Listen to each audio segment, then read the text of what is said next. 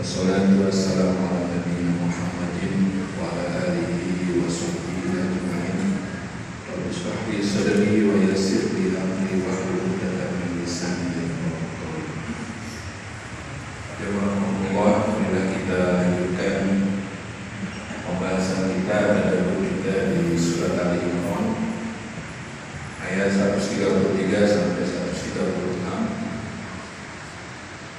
Ayat yang menjelaskan tentang ciri-ciri orang-orang yang bertakwa yang akan mendapatkan balasan maghfirah, ampunan, dan juga mendapatkan surga yang spesial. Di ayat 134 kemarin kita sudah membahas bagaimana sikap orang-orang bertakwa terhadap kesalahan orang lain, terhadap dirinya. Bagaimana dia menahan amarah, kemudian menghapus, memaafkan, sampai berbuat baik pada mereka yang menzaliminya. Nah, kemudian di ayat 135 ini hebatnya Allah dalam memberikan konsep keseimbangan. Tidak hanya bicara bagaimana sikap kepada orang lain, tapi juga bagaimana sikap terhadap diri sendiri. Walladzina idza fa'alu fahishatan aw dzalamu anfusahum. Orang-orang bertakwa adalah mereka yang idza fa'alu fahishatan. Kalau kita menemukan kata idza, maka ini menunjukkan masa yang akan datang, tapi pasti terjadi, pasti terjadi. Idza waqa'atil waqi'ah, pakai idza. Hari kiamat nanti memakai idza pasti terjadi. Idza jaa nasrullah, itu juga sama. Beda kalau ayatnya menggunakan in. Terjemahan bahasa Indonesia sama, in dengan idza itu apabila.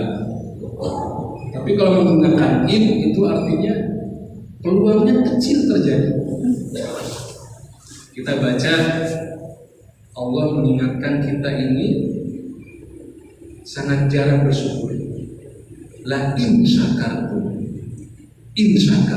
la azidannakum. Jadi kalian itu kemungkinan kecil bersyukur kepada Allah menggunakan in. Tapi kalau idza itu pasti. Wa idza sa'alaka ibadi anni fa inni qarib. Kalian tuh pasti suatu ketika akan kembali dan mempertanyakan tentang Allah. Wa idza sa'alaka ibadi, dengan idza. Nah, jemaah rahmatullah, kembali kepada ayat 135. Allah menjelaskan bahwa orang bertakwa itu bukanlah orang yang suci bersih tanpa dosa, tapi mereka juga masih ada kemungkinan dan pasti fa'alu fahisyah aw dzalamu anfusahum. Orang bertakwa itu pasti akan melakukan fahisyah. Fahisyah ini ada yang menjelaskan dosa besar, dzalamu anfusahum itu dosa kecil. Tapi juga ada penjelasan fahisyah ini adalah semua yang tuqarribuka ila zina, semua kegiatan yang mendekatkan kepada zina, itu adalah fahisyah. Wala taqrabuz zina,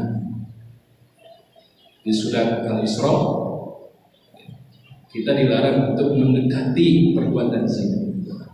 Innaha fahisyatan wa sa'a sabila. Karena kegiatan mendekat kepada zina itu adalah fahisyah.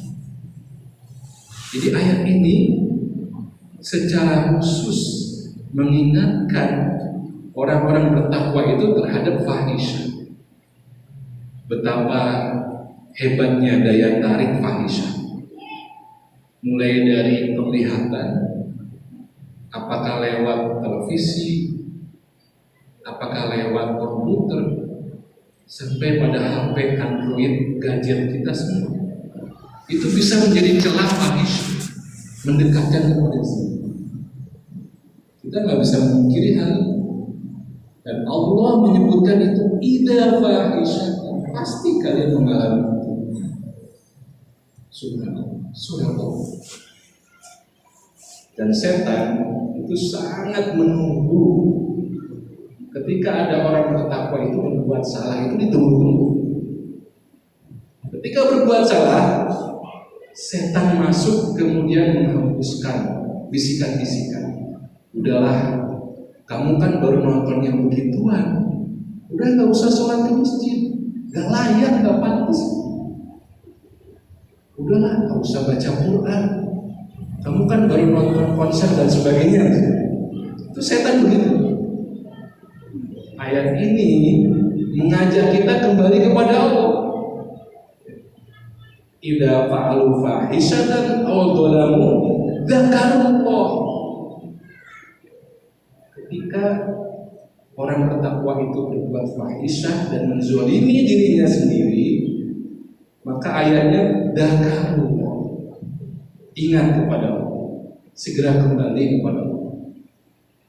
Jangan mempedulikan, aduh saya ini kotor, saya baru berbuat maksiat, kemudian saya nggak layak, malu untuk kembali kepada Allah. Itu yang diinginkan oleh setan. Beda ketika kita berbuat salah kepada manusia, itu memang malu dan sungkan untuk ketemu wajahnya. Malu. Saya nggak mau ketemu dengan DKM. Kenapa? Ya pokoknya pernah berbuat salah. Jadi nggak ke masjid itu. Dengan manusia wajar begitu. Tapi jangan seperti itu dengan Allah. Allah itu Khalik. Allah itu Khalik, bukan makhluk. Jadi cara interaksi dengan Allah beda. Kalau kita takut kepada Allah, harus mendekat, harus banyak meminta. Kita berbuat pelanggaran kepada Allah, kembali kepada Allah. Jangan sungkan untuk kembali kepada Allah. Dzakarullah fastaghfiruhu.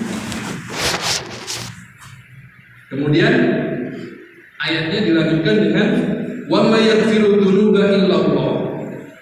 Memang siapa mau kembali kemana untuk meminta ampunan? Illallah, kecuali kepada Allah. Tidak ada tempat kembali ketika orang itu sudah berbuat fahisyah dan dosa-dosa yang lain, kecuali kembali kepada Allah. Jazakumullah. Ini juga menarik rangkaian ayat ini. 133 itu bicara tentang balasan maghfirah dan jannah. Nanti 136 ulaika jazaohum maghfiratun min rabbihim wa jannatun tajri min tahtiha al-anhar. Diulang lagi. Mereka yang telah berbuat salah kemudian segera istighfar dan tobat kembali kepada Allah, mereka akan mendapatkan balasan maghfirah dan juga jannah. Indah sekali. Jadi di awal maghfirah dan jannah, kemudian di tengah-tengah ada cerita tentang perbuatan dosa, dan dibalas lagi dengan maghfirah dan jannah. Nah ini uiddat lil muttaqin, ini ciri orang-orang yang bertakwa. Memang bicara takwa ini sangat banyak dalam Al-Quran. Wa may yattaqillaha yaj'al lahu makhraja wa yarzuqhu min haitsu la yahtasib. Barang siapa yang bertakwa kepada Allah, maka baginya makhraja, exit, jalan keluar. Saya bayangkan kalau kita naik pesawat ya jemaah, itu biasanya SOP, prosedur pramugari itu menjelaskan. Ketika ada hal-hal yang darurat, itu dijelaskan bagaimana mitigasinya, bagaimana penyelamatannya itu. Yang salah satunya diinformasikan ada exit, ada jalan keluar di pesawat itu, di depan, kemudian di belakang, dan di tengah. Itulah makhraj, jalan keluar. Bayangkan kehidupan manusia itu dalam kondisi yang darurat, dia butuh exit, butuh jalan keluar, makhraj. Dan itu syaratnya adalah wa may yattaqillah. Ayat ini adanya di surat Al-Talaq, surat perceraian. Bagaimana bahtera rumah tangga menuju perceraian? Al-Talaq nama suratnya juga perceraian. Di ayat keduanya Allah menyebutkan wa may yattaqillah yaj'al lahu makhraja. Jadi kalau ada ketakwaan akan diberikan exit, jalan keluar dari rumah tangga yang hampir bercerai. Betapa penting. Ada sebuah penjelasan yang lain tentang makhraja, jalan keluar. Itu adalah surga atau kemudahan untuk berbuat baik, kesulitan untuk berbuat salah, berbuat buruk. Itu makhraja. Orang bertakwa akan diberikan makhraja, akan dimudahkan berbuat baik dan dipersulit untuk berbuat buruk. Itu balasan orang bertakwa. Jadi ciri nanti ketika Ramadan itu berhasil membentuk pribadi yang bertakwa, akan kelihatan mudah tidak melakukan amal baik. Itu kelihatan hasilnya. Ini definisi dari makhraja. Ya alhamdulillah, ketika kita menyambut baik bulan Ramadan, semangat itu ciri ketakwaan. Begitu juga saat kita itu sedih berpisah dengan Ramadan, itu ciri ketakwaan. Saat kita ingin ada keinginan untuk berbuat keburukan, kejahatan, tiba-tiba ditutup aksesnya oleh Allah, itu adalah hasil dari ketakwaan. Tiba-tiba mati lampu saja, listrik mati aja, itu menghalangi kita dari kejahatan. Itu buah ketakwaan. Nah, jemaah Rasulullah, kita lanjutkan sedikit di ayat 135 itu. Walam yusirru ala ma fa'alu wa hum ya'lamun. Walam yusirru. Sorotun, ini asal kata dari yusirru, itu adalah suatu kantong yang diikat, mungkin isinya uang. Di zaman itu orang Arab mengikat uangnya itu di sebuah kantong dan dipegang kemana-mana, dibawa kemana-mana. Itu sorot, jadi nggak mau dilepaskan. Walam yusiru, artinya dia yusiru itu kecanduan, ketagihan. Jadi ada orang-orang yang ketagihan dengan fahisyah, dengan perbuatan melanggar, itu ketagihan. Ada kenangan-kenangan, pengen lagi. Nah, itu bukan ciri orang bertakwa. Orang yang bertakwa, dia menurut ayat ini mencakup 3 hal yang menurut Imam Ghazali inilah kriteria taubat. Pertama adalah mengetahui dan mengakui kesalahannya. Kemudian kondisi kejiwaan, dia menyesal, ada perih, ada penyesalan. Kemudian ada aksi, ada tindakan. Apa tindakannya? Wala yusir alami. Jadi tidak mengulangi lagi, tidak kecanduan, tidak ketagihan, segera ditinggalkan. Di ayat yang lain di surat Al-A'raf, Allah juga menyebutkan tentang orang bertakwa itu.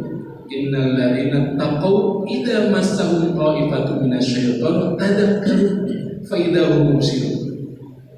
Orang bertakwa itu idza massahum ta'ifatun minasyaiton, ketika digoda oleh setan, dia langsung tadakar, langsung dibuat ingat oleh Allah, dibuat ingat, dan segera berzikir kepada Allah.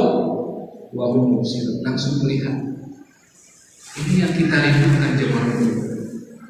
Bagaimana kemampuan imunitas kita dalam menjaga keimanan diri kita terhadap semua godaan-godaan.